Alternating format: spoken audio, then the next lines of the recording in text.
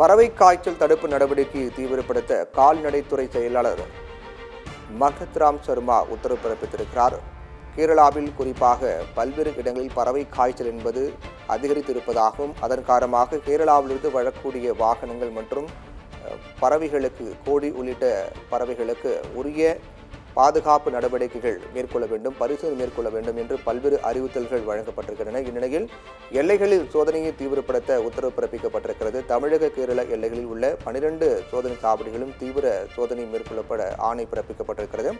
கேரளாவில் இருந்து கோழி வாத்துகள், முட்டை, கோழி தீவனங்கள் கொண்டு வரும் வாகனங்களை ஆய்வு செய்ய வேண்டும் என்றும் முறையாக ஆய்வு செய்யப்பட்ட பிறகு அது பாதுகாப்பானதாக உள்ளது என்று உறுதியளிக்கப்பட்ட பிறகுதான் அது தமிழக எல்லைக்குள் வர அனுமதி கொடுக்க வேண்டும் என்றும் அனைத்து சோதனை சாவடிகள் குறிப்பாக கேரள தமிழக எல்லையில் இருக்கக்கூடிய சோதனை சாவடியில் தீவிரமாக பாதுகாப்பு நடவடிக்கை கண்காணிப்பு பணிகளை மேற்கொள்ள வேண்டும் என்றும் கேரளாவில் தற்போது பறவை காய்ச்சல் அதிகமாக இருக்கக்கூடிய காரணத்தால் அங்கிருந்து வரக்கூடிய கோழி, வாத்து, முட்டை, கோழி தீவனங்கள் கொண்டு வரக்கூடிய வாகனங்களை முறையாக சோதனை செய்யப்பட்ட பிறகே எல்லைக்குள் அனுமதிக்கப்பட வேண்டும் என்று ஆணை பிறப்பிக்கப்பட்டிருக்கிறது.